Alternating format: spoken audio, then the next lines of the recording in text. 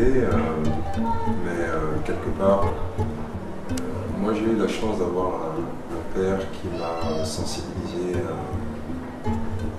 à ce qu'on est en fait, c'est-à-dire la culture, c'est ce que, pour quelqu'un comme moi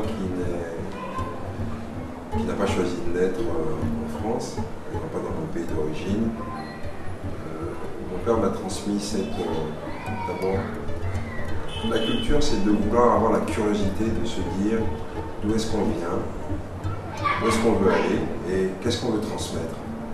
Et mon père, dès tout petit, nous avait déjà donné ce désir de lire, de savoir qui on était réellement, que représentait la famille Soglo, qu'est-ce que voulait dire déjà le nom Soglo, Soeglo, même le fusil n'y peut rien. Et donc à partir de là, petit à petit, en faisant en sorte aussi j'ai eu la chance de voyager et de me rendre compte que des pays comme le Brésil, comme la Chine, comme les États-Unis, qui est le premier pays culturellement au monde qui nous envoie des messages à travers Coca-Cola, à travers Mickey, etc.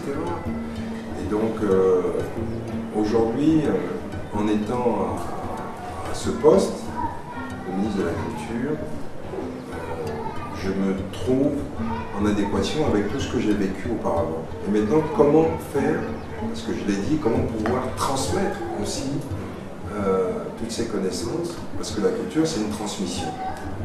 Et donc, nous, en tant que, à la fois ministre de la Culture, avec mes collaborateurs, on s'est dit, il faut d'abord, qu'en tant que responsable politique, on imprime aussi une certaine éducation, parce que la culture, c'est aussi de l'éducation. Comment transmettre aux jeunes de 10-12 ans ou de 8 ans que la culture, c'est pas simplement du folklore, mais la culture, c'est notre âme personnelle. À travers l'art visuel, à travers la lecture, à travers aussi quelques concerts, on donne de la visibilité à ce qu'est notre culture. Maintenant, c'est un travail difficile dans le sens où les acteurs politiques ne regardent la culture que sous le prisme de leur région, ou en se disant, bon, on fait le festival du Dahomey, on fait le festival de la Ganie, on fait... voilà. Alors que, à la fois, la culture doit être un vecteur d'éducation, mais surtout un projet pour un pays. Et Willa 92, qui aujourd'hui amène des populations afro-américaines, caribéennes à venir dans notre pays pour découvrir d'où est-ce qu'ils venaient et un impact touristique, mais il a fallu que ce soit le pape Jean-Paul II qui puisse dire, écoutez, le vaudou est une religion. Je ne vois pas, l'Église catholique n'a rien contre le vaudou. Et pour que les esprits se calment, quand le chef de l'État m'a nommé ministre de la Culture, il m'a fait un cadeau extraordinaire parce que je fais mon propre cheminement initiatique personnelle.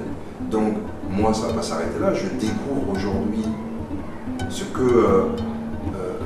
qui avait été refoulé un peu en moi, puisque je ne suis pas né ici, je n'ai pas grandi ici.